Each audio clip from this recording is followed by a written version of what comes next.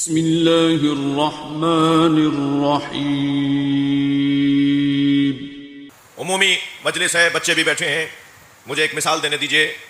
مرغی ایک پرندہ ہے، ایک حلال گوشت جانور، پاک جانور ہے، البتہ نجاست خوار ہو جائے تو پھر اس کا استبرا کروایا جاتا ہے، 3 دن اس کی ٹانگ باندھی جاتی ہے۔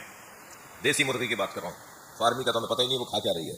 یہ مرغی ہے نا، یہ 2 کمزوریوں کے حامل جانور پرندہ ہے۔ ایک تو یہ بزدل ہے، ایک آپ اشارہ کریں، کوئی لکڑی پتھر پھینکیں ادھر کے بھاگ جائے گی، بزدل ہے۔ دوسرے کنجوس بھی ہے، کوئی دانا، کوئی روٹی کا ٹکڑا، کوئی چیچڑا اس کو مل جائے تو اسے اٹھا کے کونے میں جا کے کھائے گی۔ اس کی جو اور مرغیاں اس کے پیچھے پیچھے بھاگ رہی ہوتی ہیں اسے لینے کے لیے، کسی کو کھلاتی نہیں، کنجوس ہے۔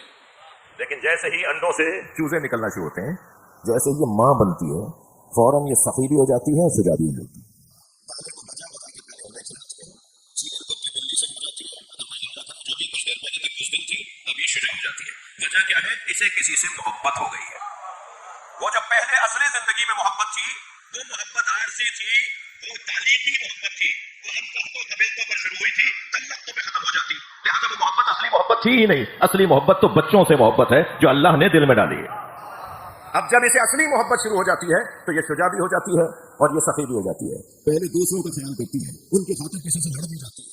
یہ ہے نتیجہ زندگی۔ اگر آپ ہمارے لیٹسٹ ویڈیوز کے بارے میں جاننا چاہتے ہیں تو ہمارے چینل کو سبسکرائب کریں اور بیل آئیکن کو پریس کریں۔ شکریہ۔